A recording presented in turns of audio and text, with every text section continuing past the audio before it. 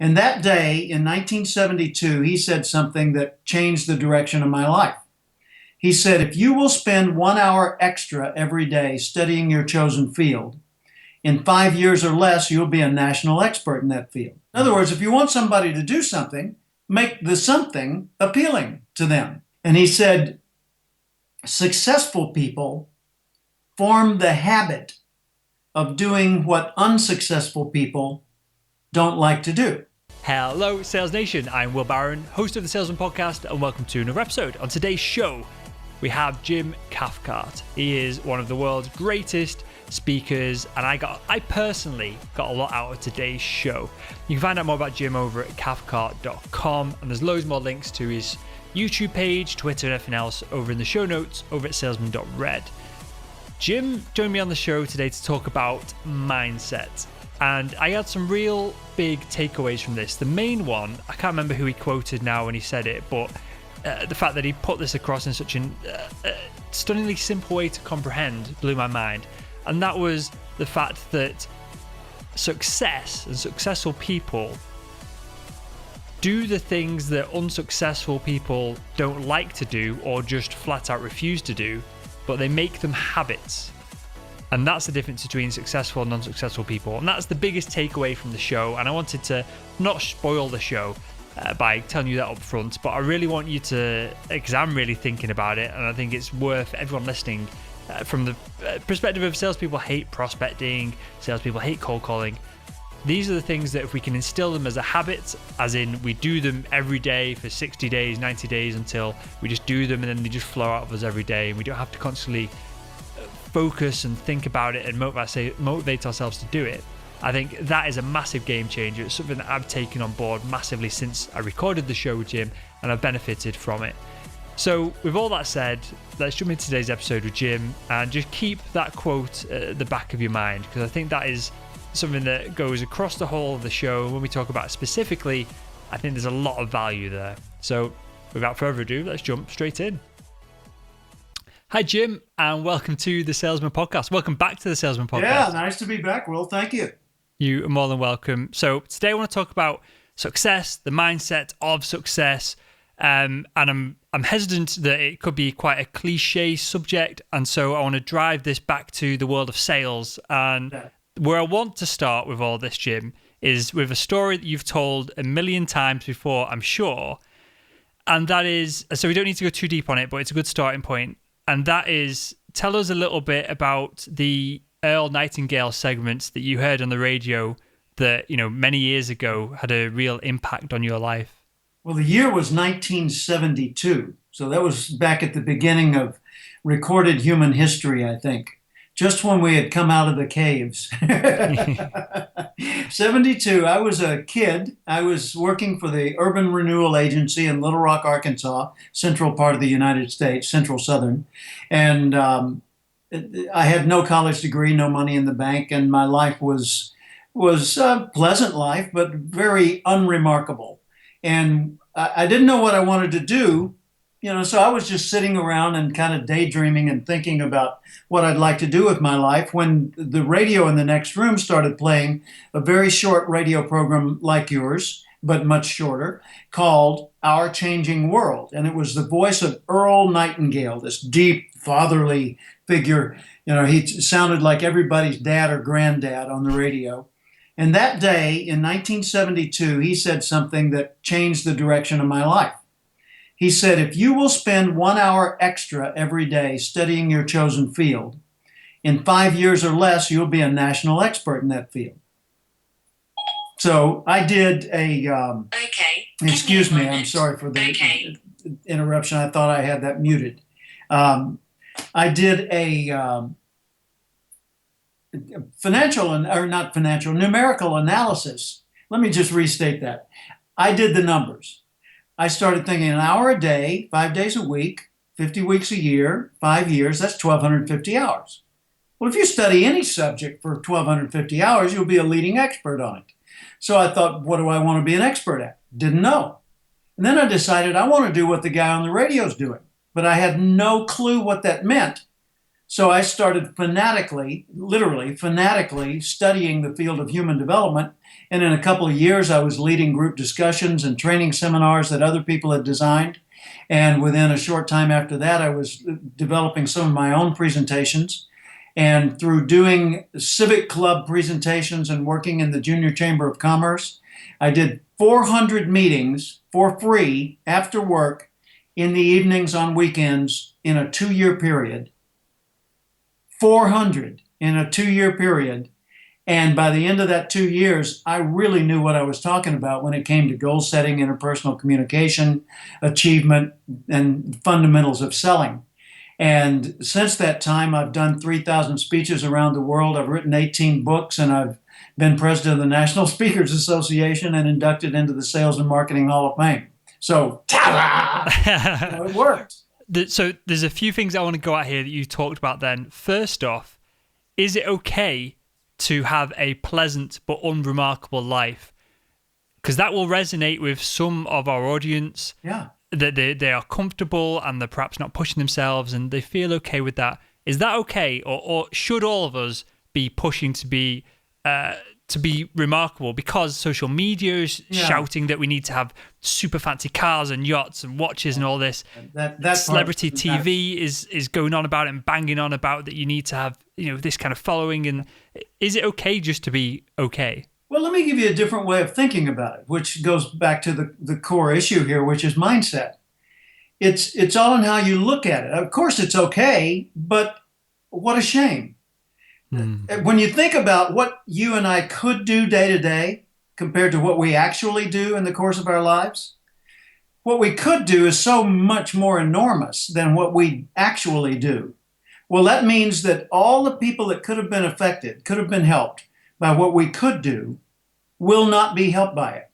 So it's like if I have the skill and the talent and the disposition to be a nurturing doctor, I could alleviate pain, or I could just go on and be a clerk at the corner store and live an unremarkable life.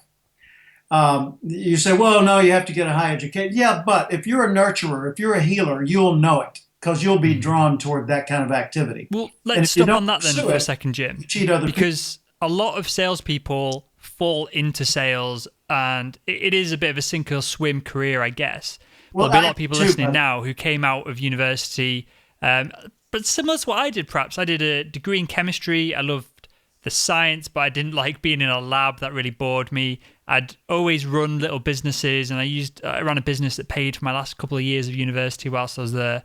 And so I went into chemical sales, medical device sales, and then doing this and other stuff. Sure. How do you know? And you've probably been asked this question again a million times, and so I appreciate that. But how do you know what you should be doing? And is there even an answer to that question? Well, yes, I think there is. And it's all in changing your perspective in order to think about it. I think it was Einstein said, no problem will be solved at the same level of thinking that created the problem. So you got to get into a different frame of mind to think about it. Let's think for a minute as if you or I are the creator of life on earth, okay? So we are God. We're the universal intelligence, the original source. And we're creating, we decide one day, hey, let's create humans, okay? And let's design humans to be capable of thousands and tens of thousands of things. But let's make it so that each one is especially designed to be particularly good at one path and okay at others, but particularly good at one path. How would we lead that person to discover what that one path might be? Here's my thinking. Make it pleasing. In other words, if you want somebody to do something, make the something appealing to them. So if it's selling, if someone is naturally suited for selling, then you'll find them pursuing every opportunity to be in a persuasive, organizing, difference-making, problem-solving role. They'll just be drawn toward it, whether they're in sales or not. And you'll see that in their youth. You'll see it as they mature. And you say, yeah, but what if you don't have that? Well, you can cultivate that because we all have to sell at one time or another and in one way or another. So we might as well be good at it. And some people are naturally born to it. That doesn't mean they'll be good at every aspect of selling, because there's preparation, targeting the right people, connecting with them, solving their problem, getting their commitment, assuring that they're satisfied, managing sales. There's all those different dimensions. And not anybody is suited to all of those. So we have to develop our talents on some level regardless. But if you're not drawn toward sales, just know that sales is like language or math. You've got to get good enough at it to do well, period. It's not an option to not do it. Because if you don't do it, your life will stink compared to what it could have been, right? For sure. So find the field that appeals to you most. If it's medicine, or if it's education, or if it's transportation or manufacturing or whatever it happens to be, find that field and then look for the highest paid position in that field, and you'll find it's a sales position. And let's get really practical about this, Jim, for a second. And we'll come on to developing talents and that a little bit later on in the show. And because everything you say makes total sense, totally appreciate it. And in moments of motivation, I feel exactly the same way. What I want to ask you, and again, I don't know if there's an answer to this, and it seems like there should be a simple answer, but it'll be complex and hard to put into practice. But I love doing the podcast. This is definitely what I should be doing right now, this moment, 2016 in my life, no doubt about it. But as I kind of alluded to before we started recording, you're my 5th recording of the day. I've been looking forward to this one in particular, so I'm still motivated. I've got to edit a show after this, and it's 8 o'clock now, so it's going to be 9, 10 o'clock by the time I kind of wrap up, and then I've got to email everyone, and I've got to do other stuff, so probably finish about 11, 12 tonight, and I'm happy to do it today. Tomorrow, I'm going to be slightly more tired. It's going to be a Friday, so even though I believe that, you should try and hustle as much as you can for as many days of the week you can, especially when you're enjoying something, I know that I'll be slightly more fatigued and I'll be slightly less motivated. Is there a way, because you use the word pleasing then, of course, no job, no career is pleasing constantly. No. Is there a way to hack your mindset to some extent to make the peaks and troughs more level? Or is that the whole point, that we have these peaks and troughs? And is that what makes life what it is? Yeah, the peaks and troughs are natural. It's like a heartbeat, ba-boom, ba-boom, ba-boom, right? So if there weren't the moment where the heart is still, then the heart wouldn't function well. So it's on, off, on, off, on, off. And I think our emotions, our life, our the energy flow in nature in general is the same way. If you look at the Earth from outer space, you'll find that the Earth literally breathes. The tides, the clouds, the wind, everything, it kind of comes and goes. So that's probably natural. But there are hacks you can do, so to speak, for your mindset. And I think the thing is, you form the habit. This goes back to a quote from like the 1950s or 60s. The guy said, the guy's name was Albert E.N. Gray. He was president at one point of Prudential Insurance Company. And he said, successful people form the habit of doing what unsuccessful people don't like to do. So that brings up a question. What is it unsuccessful people don't like to do? The same thing successful people don't like to do, which is preparation, follow through, all that sort of stuff. And when you think about sales, any field you choose, like I'm a professional guitarist and singer.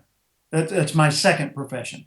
And tonight I'm going to be performing for 3 hours while you're doing the show notes and all that sort of follow through. I'm going to be sitting on a bar stool in front of a crowd, playing and singing with my wife and my good friend Dave, who's on lead guitar. And that's something that gives me absolute joy.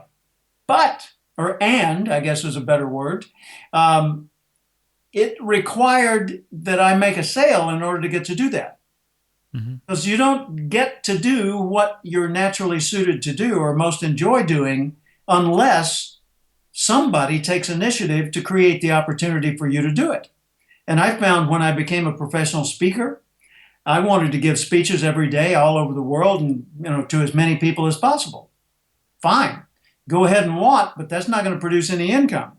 What I had to do was spend a good 70, at first 80 or 90% of my time selling my services, finding people that could benefit from it and selling it so that I could spend that 10% of the time delivering the services. And then as my career grew, that shrunk to 70% selling, 30% doing, 60, 40, etc. Mm-hmm. And of course, when you get world famous, then the people are calling you, and selling becomes just saying yes to the engagement you want to take and no to the others. So it's a long time getting there, but it's a pretty sweet thing to get to. But it's never permanent. So do we need to have, and what I'm getting from that, because I'm still at we're the most downloaded sales podcast out there, but there's obviously a huge step for us to go to being the most downloaded business podcast, and to move forward. Is perspective then the key to all of this? Because that goes back to, I guess, goal setting and actually knowing where you're going with all of this. Perspective is what you said, and perspective is mindset, point of view. In other words, the point from which you look at whatever it is you're considering. And mindset is within our control, yet our emotions are not. We are run by our emotions. Our emotions absolutely rule, but the prime minister of our emotions is our mindset, and that is within our reach. We can change how we think about something. So when I'm stuck in traffic in my automobile, I don't think of it as being the victim of bad traffic. I think of it as being in a natural situation that thousands of others are probably in the same situation worldwide. And I now have a choice as to how to view it, what to do with my time or my energy. So I choose to notice more about the situation, notice the other people, notice the patterns, notice the flow, notice where I am, and then to kind of reflect on what matters most. In other words, WIN, what's important now? What's important now? And so I think about what's important right now. What could I do with this time to prepare for the sales contact I'm about to make, or tomorrow's musical performance, or to follow through on, or could I make a phone call and talk to somebody and brighten their day somehow? Call Will and complimenting on the success of his program, because I've got a moment where I can do that. So So does a lot of this come down to being in the moment then? And not getting caught up in, as you described then, the emotions of it all? Yeah, because when you think of it, you can only be in the moment. This kind of stuff blows my mind. Yeah. But a lot of people project their mindset out of the moment into some unrealistic scenario that's unproductive. Or they worry, oh my gosh, I'm going to be late. Well, hey, call somebody, let them know that you're being delayed by traffic, but go on with life. Do what you can. The old serenity prayer. God grant me the serenity to accept the things I cannot change, the courage to change the things I can, and the wisdom to know the difference between the two. So that's what it boils down to, is to realize whether you can change things or not. And if you cannot, then embrace them. Mm-hmm. I was on the Heathrow Express the other day, flew into Heathrow, and I was going to Paddington Station. And I had bought a first-class ticket, but because there was a very short boarding window, I jumped into the coach, or whatever you call the standard car, and I sat down and I said, "Is this first class?" Because it looked pretty nice. And they said, "No, this is tourist or whatever, economy." And I thought, well, I could get up and try to find the first-class car, but it's a short ride. Maybe I'll make a new friend. And sure enough, I had a very pleasant conversation with the people seated next to me. It was a nice ride. I know other people who would have said, well, I'm going to try and get a refund because I wouldn't, no, give it a break, Just live your life. Go smile at something. Is this something that you've always been like? Are you naturally... I'm laid back is the word that's coming to mind, but that's not the word to describe it at all. No, have you always been able to just be in the moment, or is this something that you've had to train yourself to do? I've absolutely had to train myself to do it, and I still have to remind myself repeatedly to do it day to day, because it's natural for us to let our emotions control what we think about. So if our emotion is anger or fear or frustration or annoyance or whatever, then it will dictate a pattern of thought that's typically unproductive. So I choose to detach from and notice I have the emotions. Let's say I'm angry at someone for offending me. Um, I still feel offended. I'm angry just like anybody else, and I have the natural impulses to get even or to tell them off or whatever. But what I choose to do is to pause.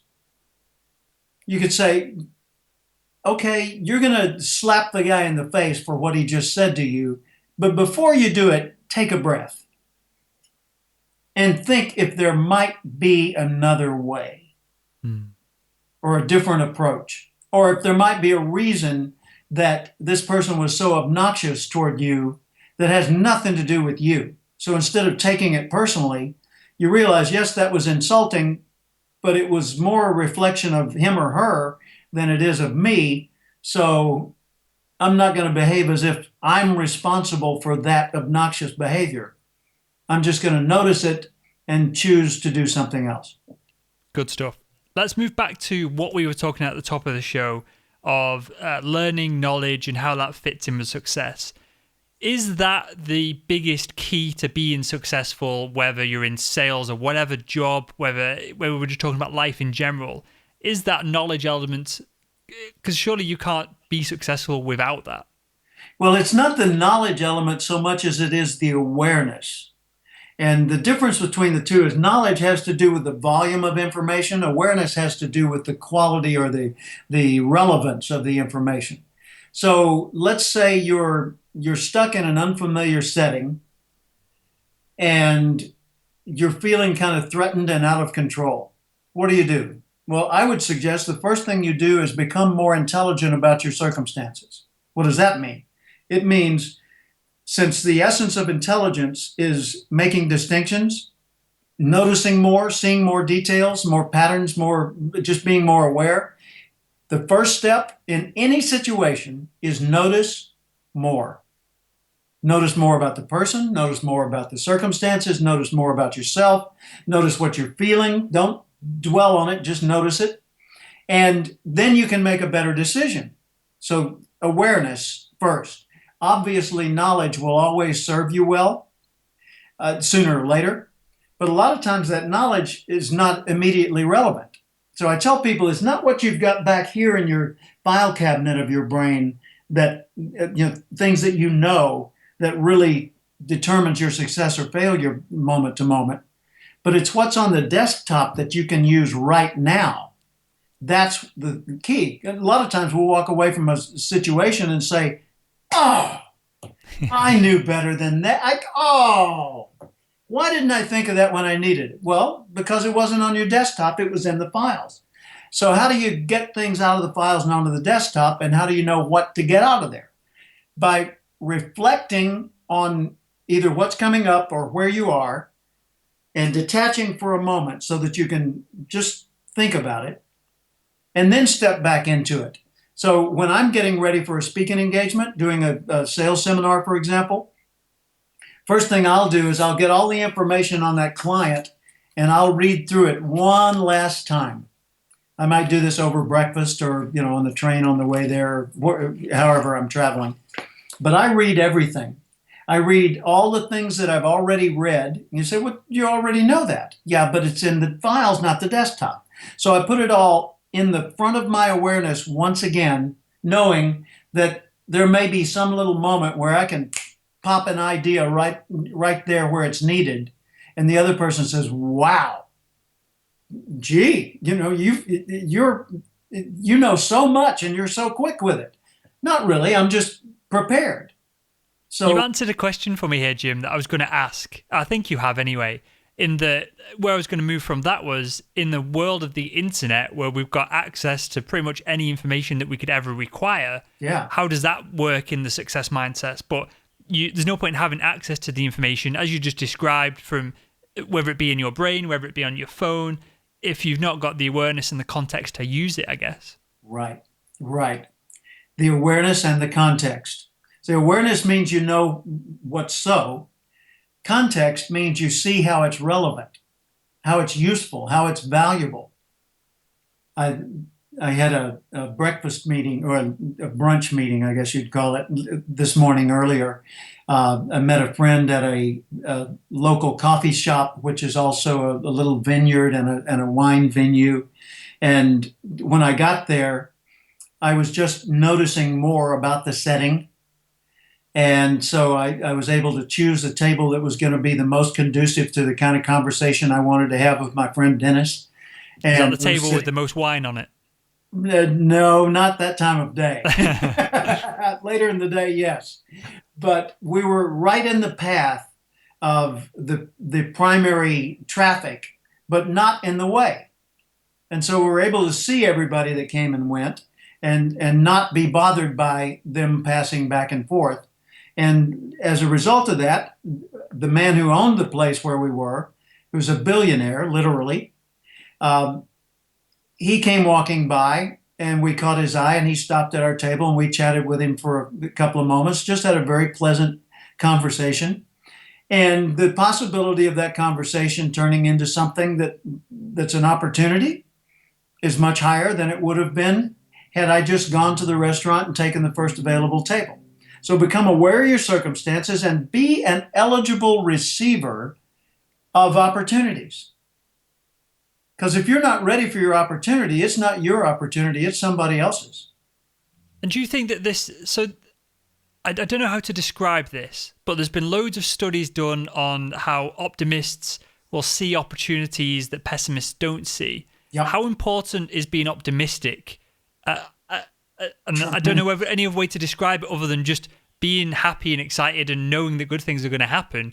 Because you could put a religious spin on this, you could put a spiritual spin on this. Ignoring all of that, how much is just being optimistic important to having success in life and business? It's hugely important. And here's the important thing about optimism itself. An optimist will look at a situation and seek the possibilities. In other words, they look at it and think, where's an opportunity? What's good about this? What do I notice here? A pessimist will look at the same situation and notice the negatives. They'll notice the limitations. Oh, gee, it's a busy time. Oh, listen to that. Do you hear that construction truck nearby? How annoying is that? Oh, I hope that guy doesn't see me. I don't like that guy. I don't want to make eye contact. That's the pessimist. And the optimist is sitting there thinking, okay, whatever comes, I can handle it. I can figure it out. I'll find a way to make it through this. The pessimist says, if anything goes wrong, I'm doomed. These are operating assumptions. So this is fundamental mindset, and it's within their control, although we each have a natural tendency toward optimist or pessimist, right? But we can counteract that natural tendency or empower that natural tendency if we want it. See, a pessimist, you show a pessimist a new idea, and they'll say there's a typo on page 2. You show an optimist the same new work, and they'll say, what a great idea. By the way, before you print it, you might want to correct that typo on page 2. But they look at the positives, and they notice the negatives and just correct them if they can. The pessimist looks at the negatives as a deal killer. You say, well, let's go to the movie. Yeah, but there might be traffic. Might? And that's somehow going to affect our choice? I want to go to the movie. Well, yeah, I do too, but, there might be traffic. Your point is? The pessimist is just saying avoid, protect, stay safe. Come in here with me. We'll be safe. We won't have any fun, but we'll be safe. And the optimist says, let's get out there. Maybe we'll get cut and bruised a little bit, but boy, are we going to have a good time. Yeah, I know personally that anything I've ever worried about, and I don't know if that's a fact, anything, but most of the stuff I worry about never happens. It's stupid to worry about it, and it's just a waste of time and energy. And as soon as I catch myself, I'm able to knock it off most of the time. Yeah, and that's a real mindset shift for me that happened probably about 3-4 years ago. Before that, and this is when I got into meditation and from a non-hippie perspective, but from a perspective of being able to catch myself in the moment and stop things like this happening. Yeah. Think of meditation as being reflective and being able to detach from your circumstances long enough to let the ideas and information flow into you. A friend of mine, Kevin Buck, a philosopher, says without reflection, there's no true learning. And I found that to be true. If you don't take time to think about what you know or notice or have just learned, then it won't go into the right files. It'll just sit on the desktop until it falls off, more or less. And you say, oh, yeah, I think I knew that, but I really didn't know what to do with it, so I didn't, nothing happened. Well, the studies that were done were studies that about worry. I don't remember. I was trying to cite some specifics, but I don't recall. All I recall is that the vast majority of worries, vast like 70, 80% of worries, never come about. The few that do come about turn out not to be nearly as bad as most people thought they were going to be. And the others are ones that either are so far beyond your control it wouldn't have made any difference had you worried about them, or they're within your control and you can alleviate them with a simple action. And we don't make them simple actions, and that's what's crazy about all this. And Jim, you say, oh, if we invite Jim to this party, he's going to suck up all the air in the room and ruin everything. Don't invite Jim to the party. Well, what'll he think? I don't care. He's the guy that's creating the problem. Don't invite him. Is it okay to be selfish like that? And I'll leave. This is the last point of this part of the show. But is it okay to be selfish like that on occasion and look out for number one? Because I feel that we are bombarded constantly that we shouldn't be like that, but I feel that we should.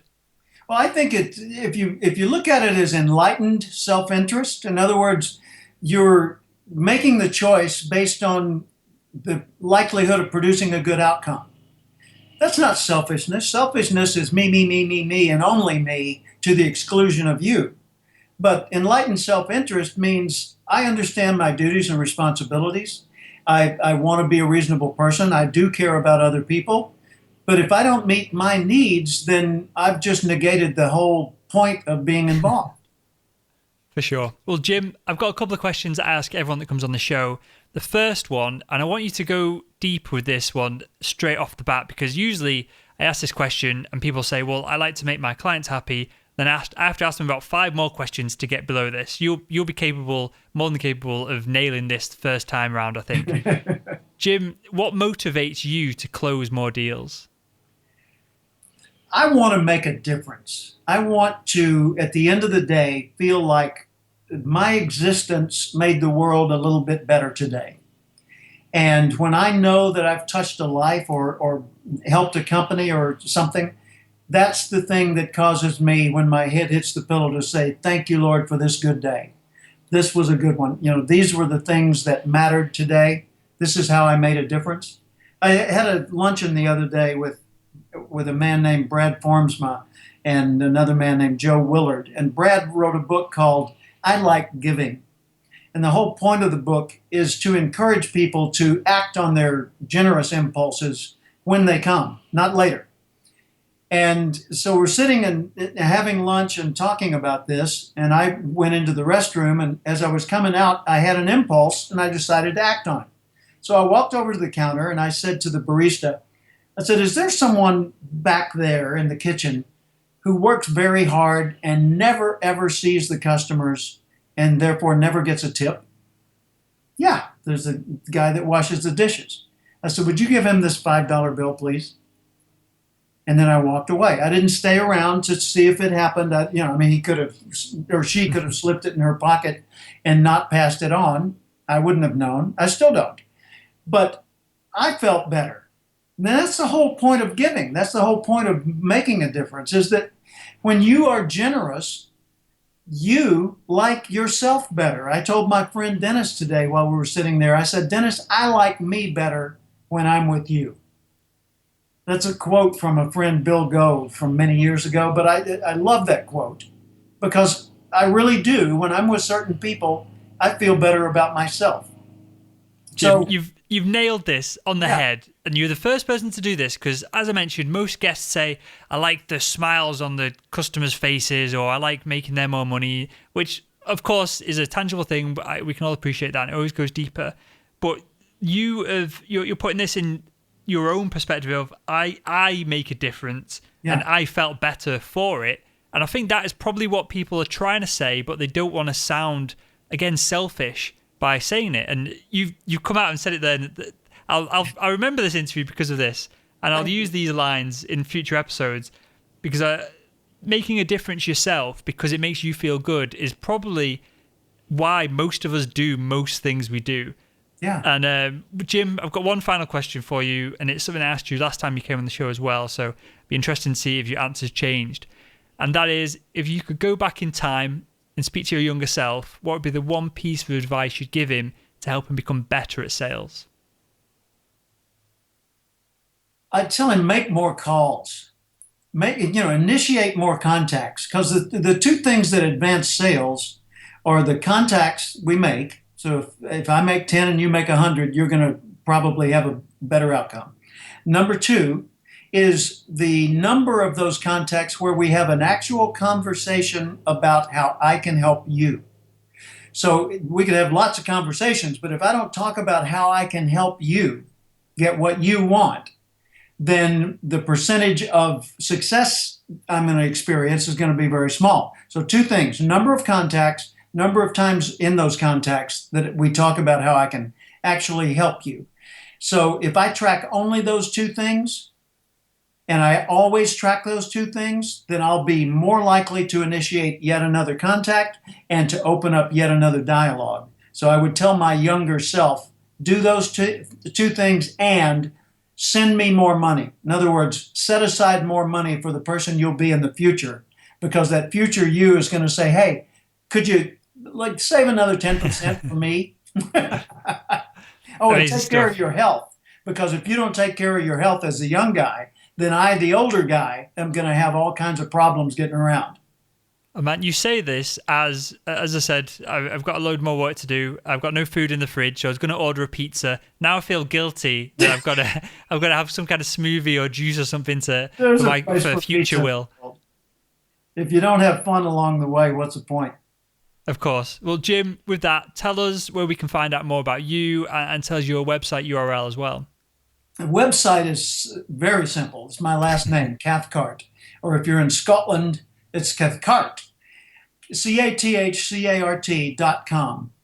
And there are 738 pages of resources there, videos to watch, articles to read, resources, links to other resources.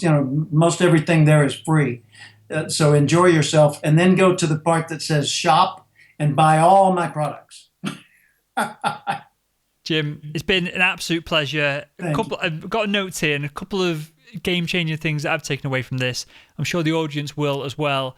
And with that, I want to thank you for joining us again on the Salesman Podcast. Thank you. Well, I admire what you do, and I love the fact that you're helping so many people through it.